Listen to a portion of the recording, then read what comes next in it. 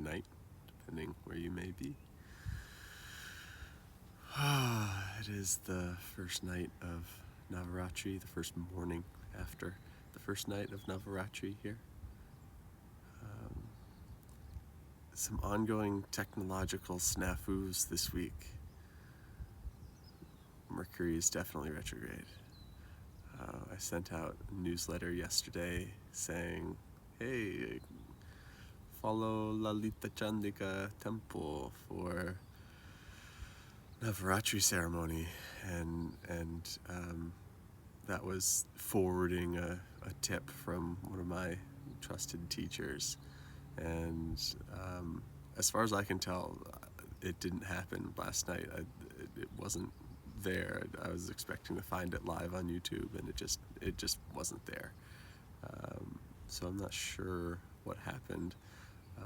I will post a different link because I know the ceremonies at Amma's temple were broadcast, and so that may be the way to do it the rest of the week. So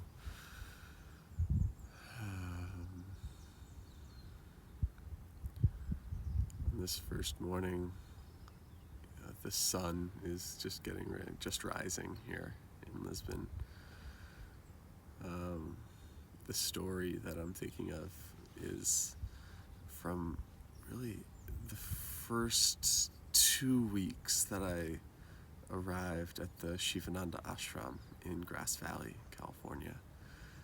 I was fresh out of college, where those of you who know me know, well, I'm still kind of a bro, but at that time, playing soccer and being cool. So I thought, right? And but I had stumbled into yoga, and then spent a summer working at a restaurant, and was sort of trying to figure out, like, well, what is life? Like, what am I supposed to do with myself from now on? And I just knew that working in another restaurant wasn't going to be the thing for me. And so I had to do something else. So I kept, I was using the modern day oracle that is Google, and kept coming back to this ashram. And I was looking for something, well, the things I kept finding were either like, hey, we've got 400 acres of land in the desert in Arizona, and you can come live on our property for free if you help us build irrigation ditches. I was like, that's interesting. I sort of, that off-grid sort of vibe, and I knew I was looking for community, but I wasn't quite ready to go extreme in that direction.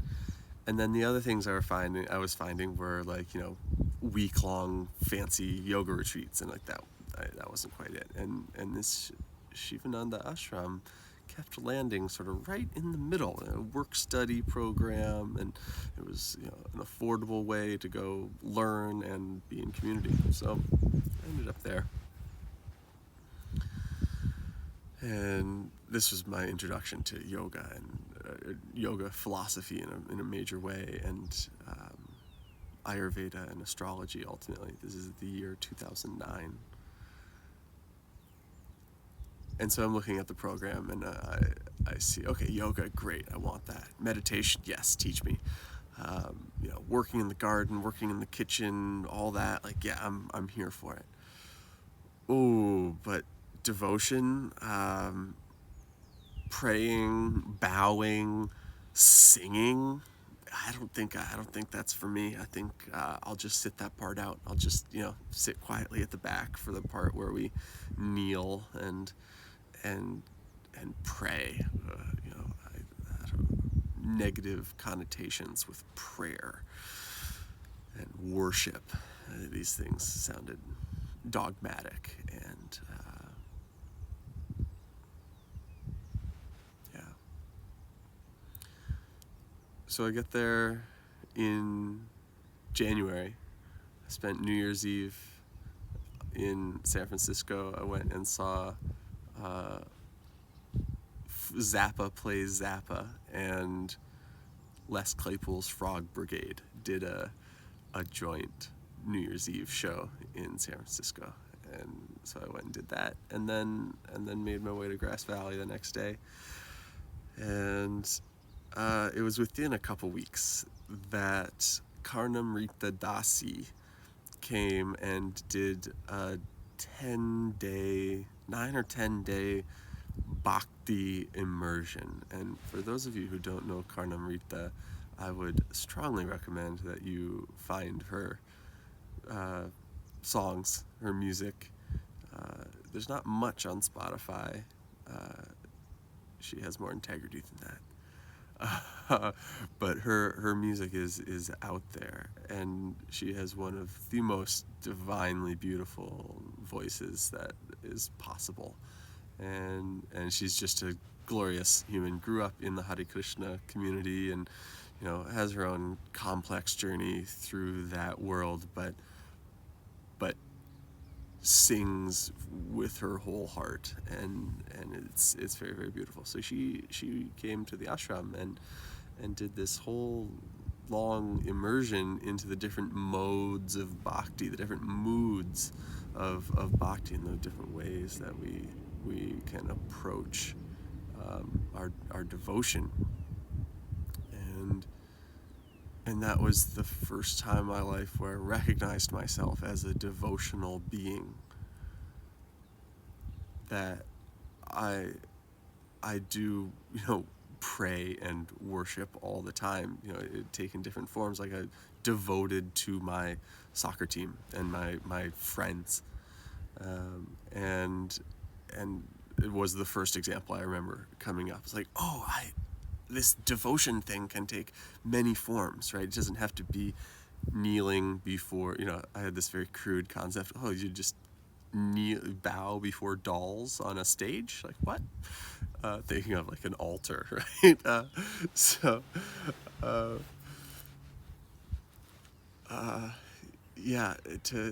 To reframe bhakti, and I keep using that word for those of you who may not know, bhakti is the yoga of devotion.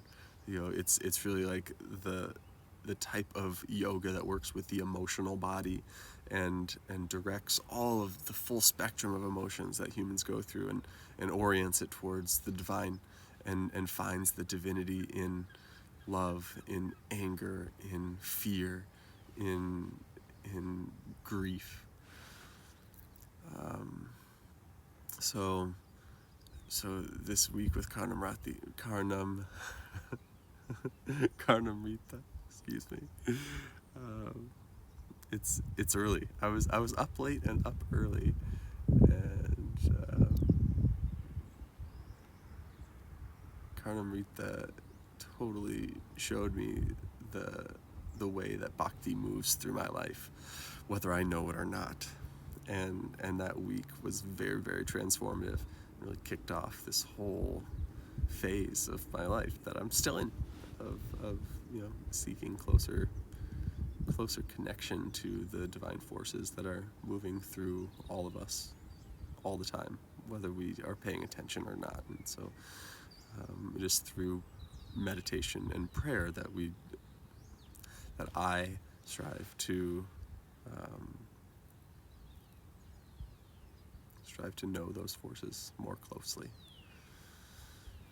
So we sang a lot of songs that week, and there are many songs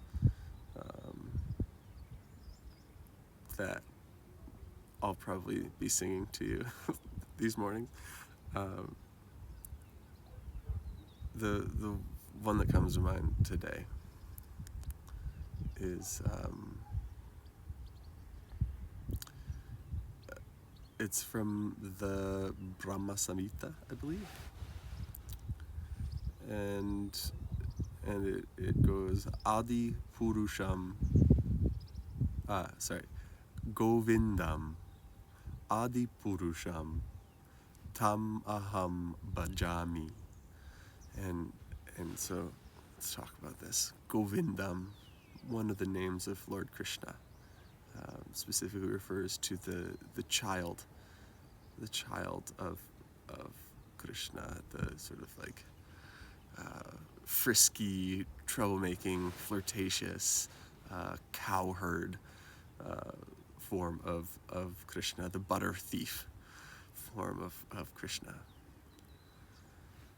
Govindam, Adi Purusham. Adi means first.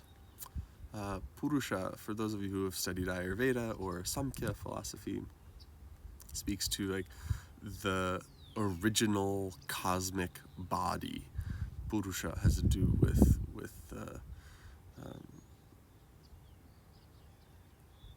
the essence of all beings, or like the background energy of everything.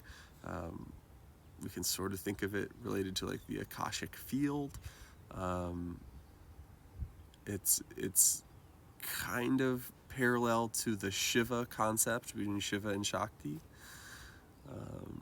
But Purusha is the cosmic body, basically the first cosmic body. So Govindam, Adi Purusham, Tamaham Bhajami. I sing your name, basically. And so I'll sing these names a little bit. I don't usually sing in public. So the thing to say about this is this mantra, as I understand it, is, well, it's part of a much longer thing, and I'm just going to sing you that little piece. And it is advised or indicated to be sung at sunrise. It is sort of like each day the whole cosmos is created anew. And so this is the acknowledgement or the praise of that being who is the first, the original cosmic body through whom all things come into being. And so at sunrise is a good time to sing that.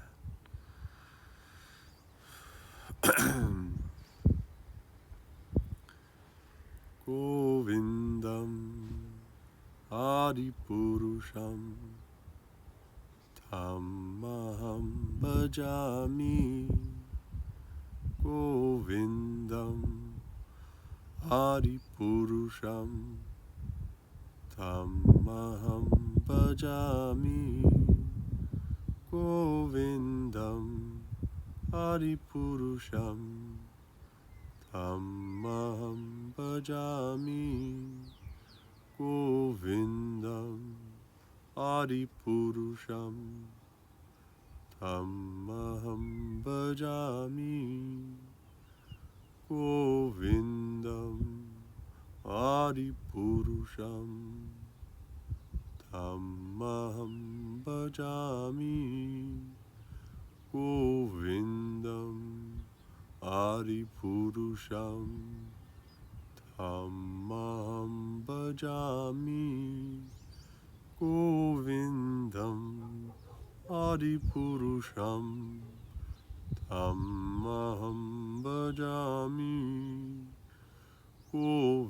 Govindam Adipurusham Tamaham Bhajami. Govindam Adipurusham Tamaham Bhajami. Govindam Adipurusham Tamaham Bhajami. Govindam Adipurusham Tamaham Bhajami.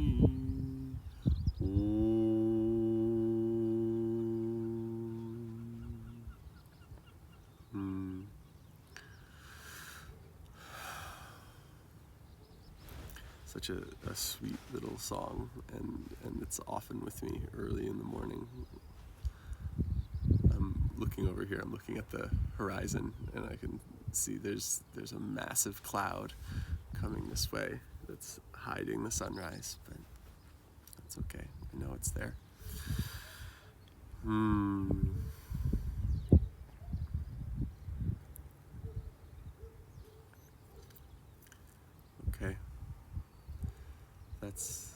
that's that's it for now. I hope you will have a blessed day. Okay, a couple things I should say. I made a playlist of mantras. It is a rather intense playlist. I think it's very beautiful, but there's a couple mantras on there that are like, this isn't like, uh, for fun. These are serious mantras, and it's been on repeat for me this week. It feels like it's saving my life. So I shared that link in the New Moon newsletter that went out yesterday. So there's a copy of that in the library, vedadave.com/library, if you want to see that New Moon newsletter and find the link to that playlist in there. The sort of, it's a long playlist. It's almost 3 hours, and there's one track in particular on there called the Davy Prayer, and this is particularly appropriate for this week. And it has this sort of repetitive, hypnotic chorus to it, but within that repetition, it describes the infinite qualities of the goddess, in her many forms, her many beauties, her many capacities. And so that's of all of them this week, that Devi prayer is particularly appropriate as part of Navaratri. We would sing it at the Alandi ashram versions of Navaratri ceremonies, and I believe it is a integral part of a traditional Navaratri ceremony. So check out the Devi prayer. Check out that whole playlist. I hope it's helpful. I hope you enjoy it as much as I do. It just feels good. It's powerful. It's good medicine for these times. So okay, nice to see you. Have a lovely day or a lovely night, and we'll see you back here tomorrow.